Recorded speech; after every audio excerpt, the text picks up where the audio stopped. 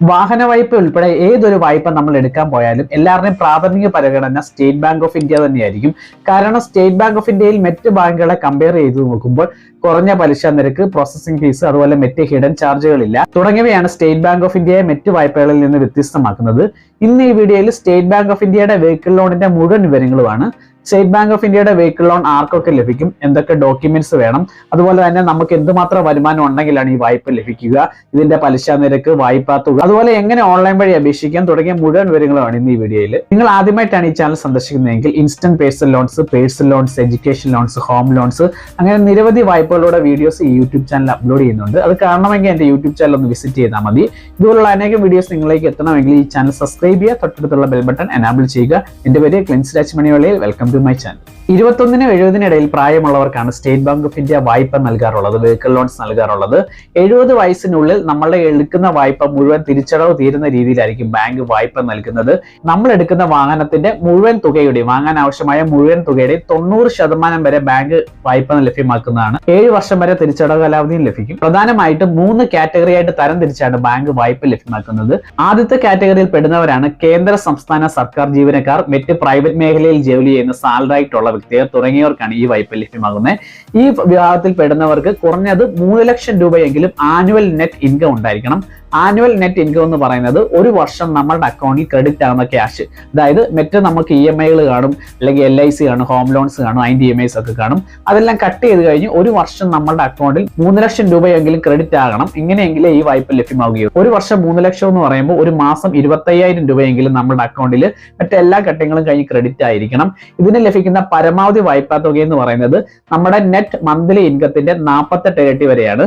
അതായത് നിങ്ങളുടെ net monthly income എന്ന് പറയുന്നത് 25,000 രൂപയാണെങ്കിൽ നിങ്ങൾക്ക് പരമാവധി ലഭിക്കുന്ന വായ്പ തുക എന്ന് പറയുന്നത് 12 ലക്ഷം രൂപയാണ്. പരമാവധി തിരിച്ചടവ് കാലാവധി 7 വർഷം വരെ നമുക്ക് ലഭ്യമാകും. അടുത്ത കാറ്റഗറിയിൽ പെടുന്നവരാണ് professionals, engineers, doctors, architect, nurses, കൂടാതെ മറ്റ് ബിസിനസ്സുകളിൽ ഏർപ്പെടുന്നവർ, സ്വയം തൊഴിൽ ചെയ്യുന്നവർ, ഇങ്ങനെയുള്ളവർക്കാണ് അടുത്ത കാറ്റഗറിയിൽ പെടുന്നവർ. ഈ ഭാഗത്തിൽ പെടുന്നവർക്ക് ആനുവൽ നെറ്റ് പ്രോഫിറ്റ് അല്ലെങ്കിൽ ഗ്രോസ് ടാക്സബിൾ ഇൻകം കുറഞ്ഞത് ഒരു വർഷം 3 ലക്ഷം രൂപയെങ്കിലും ഉണ്ടായിരിക്കണം. എങ്കിൽ മാത്രമേ ഈ വായ്പ ലഭ്യമാകുകയുള്ളൂ. ഈ ഭാഗത്തിൽ പെടുന്നവർക്ക് ലഭിക്കുന്ന പരമാവധി വെഹിക്കിൾ ലോൺ എന്ന് പറയുന്നത് ആനുവൽ ഗ്രോസ് ഇൻകത്തിന്റെ 4 ഇരട്ടി വരെയാണ്. അതായത് നിങ്ങളുടെ ആനുവൽ ഗ്രോസ് ഇൻകം അല്ലെങ്കിൽ ആനുവൽ നെറ്റ് പ്രോഫിറ്റ് എന്ന് പറയുന്നത് ഒരു വർഷം 3 ലക്ഷം രൂപയാണെങ്കിൽ 3 ലക്ഷം ഇൻറ്റു 4, അതായത് 12 ലക്ഷം രൂപയാണ് നിങ്ങൾക്ക് ലോൺ എമൗണ്ട് ആയിട്ട് ലഭ്യമാവുന്നത്. കൃഷിയും കൃഷി സംബന്ധമായ ജോലിയിൽ ഏർപ്പെടുന്നവരുമാണ് അടുത്ത കാറ്റഗറി. ഈ കാറ്റഗറിയിൽ പെടുന്നവർക്ക് ആനുവൽ നെറ്റ് പ്രോഫിറ്റ് അല്ലെങ്കിൽ ആനുവൽ നെറ്റ് ഇൻകം എന്ന് പറഞ്ഞത് കുറഞ്ഞത് 4 ലക്ഷം രൂപയെങ്കിലും ഉണ്ടായിരിക്കണം. പരമാവധി ലഭിക്കുന്ന വായ്പ തുക എന്ന് പറയുന്നത് ആനുവൽ നെറ്റ് പ്രോഫിറ്റിന്റെ 4 ഇരട്ടി വരെയാണ്. നമ്മൾ മനസ്സിലാക്കേണ്ട കാര്യം, നെറ്റ് ബാങ്കുകളെ പോലല്ല state Bank of India. State Bank of ഇന്ത്യയിൽ നിരവധി കസ്റ്റമേഴ്സ് ഇതുപോലെ വായ്പകൾക്കായിട്ട് നടക്കുന്നുണ്ട്.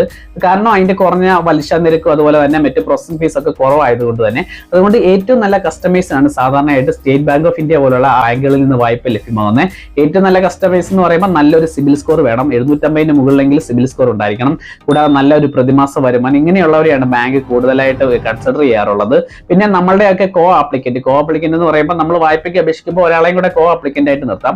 അത് നമ്മുടെ ഫാമിലി മെമ്പേഴ്സിനെ നിർത്താൻ സാധിക്കുകയുള്ളൂ. ഭാര്യയ്ക്ക് ഭർത്താവ്, അല്ലെങ്കിൽ ഭർത്താവിന് ഭാര്യ, മക്കള്, പിന്നെ സഹോദരൻ, സഹോദരിമാർ, ഇങ്ങനെയൊക്കെ നിർത്താൻ സാധിക്കും. അങ്ങനെയെങ്കിൽ അവരുടെ വരുമാനം കൂടെ ഇവർ കൺസിഡർ ചെയ്യുന്നതാണ്. ഈ വായ്പയ്ക്ക് നമുക്ക് യോണോ SBI എന്ന ആപ്ലിക്കേഷൻ മുഖേന ഓൺലൈൻ വഴി അപേക്ഷ സമർപ്പിക്കുവാൻ സാധിക്കും. നിങ്ങൾ ഈ സ്ക്രീനിൽ കാണുന്ന പോലെ നിങ്ങൾക്ക് അത് അപേക്ഷ സമർപ്പിക്കാൻ സാധിക്കും. യോണോ SBI എന്ന ആപ്ലിക്കേഷൻ ഓപ്പൺ ചെയ്യണം. ഓപ്പൺ ചെയ്യുമ്പോൾ തന്നെ നമുക്ക് ആദ്യമേ ലോൺസ് എന്നുള്ളൊരു സെക്ഷൻ കാണാം. ആ ലോൺസ് എന്നുള്ള സെക്ഷനിൽ ക്ലിക്ക് ചെയ്ത് കഴിയുമ്പോൾ നിങ്ങൾക്ക് കാണാൻ സാധിക്കും കാർ ലോൺ എന്നുള്ളൊരു സെക്ഷൻ കാണാം. കാർ ലോൺ എന്നത് ക്ലിക്ക് ചെയ്ത് കഴിയുമ്പോൾ ഞാൻ ഈ പറഞ്ഞ ഡീറ്റെയിൽസ് എല്ലാം നിങ്ങൾക്ക് അവിടെ കാണുവാൻ സാധിക്കും. ഇവിടെ നിങ്ങൾക്ക് EMI കാൽക്കുലേറ്റ് ചെയ്യാം തുടങ്ങിയ സേവനങ്ങൾ ബാങ്ക് നൽകുന്നുണ്ട്. പിന്നെ അതിന്റെ മേളിൽ നിങ്ങൾക്ക് കാണാം അപ്ലൈ നൗ എന്നുള്ളൊരു ഓപ്ഷൻ ഉണ്ട്. അപ്ലൈ നൗ എന്നുള്ളത് ക്ലിക്ക് ചെയ്ത് കഴിഞ്ഞാൽ നിങ്ങൾക്ക് ഇതിന് അപേക്ഷ സമർപ്പിക്കുവാൻ സാധിക്കും. ഇനി ആവശ്യമായ ഡോക്യുമെന്റ്സ് നോക്കാം. പാൻ കാർഡ്, 6 മാസത്തെ bank account statement, proof of ഐഡന്റിറ്റിക്കും പ്രൂഫ് ഓഫ് റെസിഡൻസിനും വേണ്ടി നമ്മുടെ ആധാർ കാർഡ്, പാൻ കാർഡ് നൽകിയാൽ മതി. ഇല്ലെങ്കിൽ ഡ്രൈവിംഗ് ലൈസൻസ്, വോട്ടർ ID തുടങ്ങിയ രേഖകൾ ഉപയോഗിക്കാം. 2 പാസ്പോർട്ട് സൈസ് ഫോട്ടോ, പിന്നെ ചെക്ക് ആവശ്യമുണ്ട്, പിന്നെ ഇൻകം പ്രൂഫ്. ഇതിന് പുറമെ സെയിൽ ലെറ്ററും വാലുവേഷൻ ലെറ്ററും, ഇത് രണ്ടും നമുക്ക് കാർ ഡീലർഷിപ്പിൽ നിന്ന് വാങ്ങുവാൻ സാധിക്കും. ഈ 2 രേഖകൾ. പിന്നെ കരമടച്ച രസീത്, ഇത്രയാണ് രേഖകളായിട്ട് വേണ്ടത്. കരമടച്ച രസീത് ഇല്ലെങ്കിൽ ഇൻകം ടാക്സ് റിട്ടേൺ കാണിച്ചാൽ ബാങ്ക് സ്വീകരിക്കുമെന്നാണ് അറിയാൻ സാധിച്ചിട്ടുള്ളത്. ഇനി വരുമാനം തെളിയിക്കാനായിട്ട് വേണ്ട രേഖകളാണ് ഇവിടെ കാണിച്ചിരിക്കുന്നത്. സാലറി ആയിട്ടുള്ള വ്യക്തികൾക്കും സെൽഫ് എംപ്ലോയിഡ് ആയിട്ടുള്ളതും.